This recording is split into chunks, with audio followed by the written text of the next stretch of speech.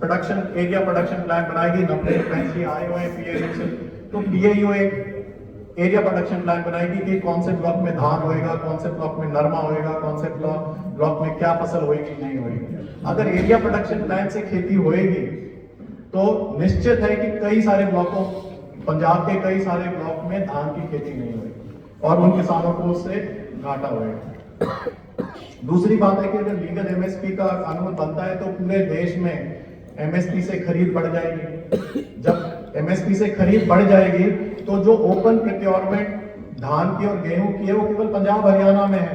तो जब पूरे देश में आप गेहूं और धान खरीदने लग जाओगे तो पंजाब की और हरियाणा की जो डिमांड है सेंट्रल गवर्नमेंट की सेंट्रल पूल के लिए वो भी कम हो जाएगी और वो ओपन एंडेड प्रोक्योरमेंट भी बंद होने की संभावना है। और ये मेरा अनुमान है कि अगर लीगल एमएसपी बनता है तो हर किसान, और ये मेरा अकेले का अनुमान नहीं है, अगर आप पूरे पंजाब के फार्मर एक्टिविस्ट से यूनियन से बात करो, पंजाब के फार्मर यूनियन को छोड़ के, तो वो सब यही कहते हैं कि हमें 5 एकड़ तक की फसल की सरकार खरीदे, कि केंद्र सरकार 5 एकड़ तक की फसल की गारंटी दे। और ये कोई नई बात नहीं है।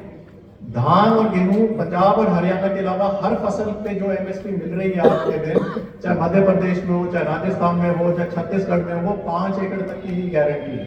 तो अपने को उसके लिए भी तैयार रहना चाहिए कि ओपन प्रोक्योरमेंट बंद रह के और ये 5 एकड़ तक सीमित रहने की संभावना है। दूसरी बात है कि जो एमएसपी है, जैसे मैंने कहा कि सीएसीपी के हिसाब से C2+50 तो अपने को मिल रही है, क्योंकि एमएसपी क्या होती है, एमएसपी पूरे देश की कॉस्ट ऑफ कल्टीवेशन की एवरेज है। और नतेज बैंसी, अगर मैं गलत हूं तो आप इस टॉपिक में थोड़ा सा, क्योंकि मैं इकोनॉमिस्ट हूं नहीं, जसपाल जी और नतेज बैंसी इकोनॉमिक्स करी हुए ज्यादा बता पाएंगे कि एमएसपी क्या है, पूरे देश की कल्टीवेशन की एवरेज है। तो पंजाब को C2+50 मिल रही है, पर छत्तीसगढ़ के, एक उदाहरण दे रहा हूं, छत्तीसगढ़ के किसान को C2+17% ही मिल रही है। उसी कीमत पे उसको 17% ऊपर मुनाफा है, पंजाब को 50% का उस पर मुनाफा है। तो एक एमएसपी पे अलग अलग राज्य को अलग अलग मुनाफा है। अगर लीगल एमएसपी बनेगी तो निश्चित है कि सारे राज्य सरकारें बोलेंगी कि भाई स्टेट स्पेसिफिक एमएसपी करो। पंजाब को स्टेट स्पेसिफिक एमएसपी करेंगे C2+50 तो अपनी एमएसपी घटने की भी संभावना बन सकती है, क्योंकि भी तो एवरेज पे आपको 50% बन रहा है, आपकी कॉस्ट ऑफ प्रोडक्शन बाकी राज्यों से कम है, और उसका भुगतान कौन करेगा।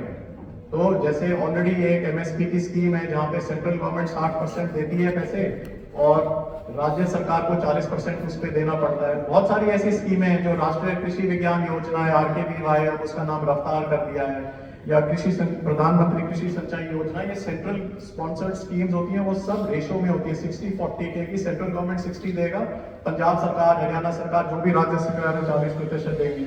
तो अगर लीगल एमएसपी का कानून बनता है तो सरकारें बोलेंगी कि ठीक है भाई, हम 60% देते हैं, 40% राज्य सरकार दो। पंजाब के पास तो कभी 40% के पैसे ही नहीं आने, क्योंकि अपने पास पैसे क्यों नहीं आने, क्योंकि अपने पास मिनरल नहीं है, अपने पास कोयला नहीं है, अपने पास लोहा नहीं है, अपने पास दूसरे मिनरल्स नहीं है, जिससे अपने पास नीचे तेल नहीं है, जिससे दूसरे राज्यों को इनकम आए। तो उसका तरीका ये निकलेगा कि वो बोलेंगे कि भाई अगर राज्य नहीं देते हैं तो फाइनेंस कमीशन जो बैठती है, जैसे अभी शायद वित्त आयोग जो बैठा है, वो बोलेगा जो स्टेट का जो शेयर होता है उसमें 41%, 41% स्टेट का शेयर है, बाकी सेंट्रल गवर्नमेंट का। जो टैक्स कलेक्ट होता है जीएसटी से, उसका बंटवारा होता है 59-41 के मेरे हिसाब से, अंदाजे से इस हिसाब से बंटवारा है। तो उसमें स्टेट का शेयर कम कर दिया जाएगा, पंजाब का नहीं, सारे राज्यों का कम कर दिया जाएगा एमएसपी देने के लिए। तो कैसे भी कान पकड़ लो, बात एक ही है कि स्टेट को पैसा जो आ रहा है वो पंजाब को दूसरी स्टेटों को देखते हुए, दूसरे राज्यों को देखते हुए कम होने की उसकी संभावना है। आज मंच पर उपस्थित सभी विशेषज्ञ हैं, मैं सबसे यही आग्रह करूंगा कि वो बताएं कि लीगल एमएसपी से पंजाब को कैसे फायदा होगा। मैं ये नहीं कह रहा हूं लीगल एमएसपी से देश को कैसे फायदा होगा। अपने पंजाब के लिए बैठे, मंच पंजाब के लिए बनाया प्रगट सिंह जी और आपने सबने मिलकर, तो मैं ये सवाल कर रहा हूं कि पंजाब को लीगल एमएसपी से कैसे फायदा होगा, उस पर मैं बात कर रहा हूं। आखिर में मैं अपना समय खत्म करने से पहले एक पंजाब के पैकेज के लिए बात करना चाहता हूं। मेरा मानना है कि पंजाब को की स्थिति सुधारने के लिए अपने को कृषि से ऊपर उठना पड़ेगा। अपने को पंजाब के लिए एक इकोनॉमिक पैकेज चाहिए जिसमें क्रॉप डाइवर्सिफिकेशन एक हिस्सा है। क्रॉप डाइवर्सिफिकेशन और एमएसपी अपना क्या कहते हैं लक्ष्य नहीं है, एक उसका हिस्सा है। और एक पूरे पंजाब के लिए इकोनॉमिक पैकेज चाहिए जिस पैकेज से पंजाब को अपने सुधार पाए। और उसके लिए मैं समझता हूँ कि आज बहुत बढ़िया दिन है, क्योंकि शिवराज चौहान जी आज शुक्र है इतने सालों बाद कोई मंत्री आ रहा है किसान यूनियन को मिलने के लिए। और मैं किसान यूनियन से, राज्य सरकार से यही आग्रह करता हूँ कि वो एमएसपी की मांग पर पूर्ण विचार करें और उसके बजाय पंजाब के भविष्य, बच्चों के भविष्य के लिए पंजाब का इकोनॉमिक पैकेज मांगे। जब अपनी खुद की स्थिति थी, मेरा मतलब कि इतनी मैं समझता हूं कि पंजाब की आज के दिन स्थिति नहीं है खुद की सिचुएशन सुधारने के लिए और अपने पूरे देश के किसानों की लड़ाई लड़ रहे हैं। पहले अपने को अपने किसानों के लिए विचार करना चाहिए, उनकी स्थिति सुधारनी चाहिए और फिर अपने देश के किसानों की लड़ाई लड़े। सारी लड़ाई अपने आज के दिन गलत लड़ाई लड़ रहे हैं, ये मेरा मानना है। अब पंजाब को सरदार प्रताप सिंह कैरो जैसे नेता चाहिए जो पंजाब के भविष्य के बारे में सोचे, ना कि अपने राजनीतिक भविष्य के बारे में सोचे। और सुझाव मेरे पास है कि पंजाब का पैकेज क्या होना चाहिए, पर मैं समझता हूं कि समय का भाव रखते हुए ये मैं विचार अपने पास रखता हूं। जब क्वेश्चन आंसर का टाइम आएगा तब मैं विचार दे सकता हूं कि पंजाब का इकोनॉमिक पैकेज क्या होना चाहिए। और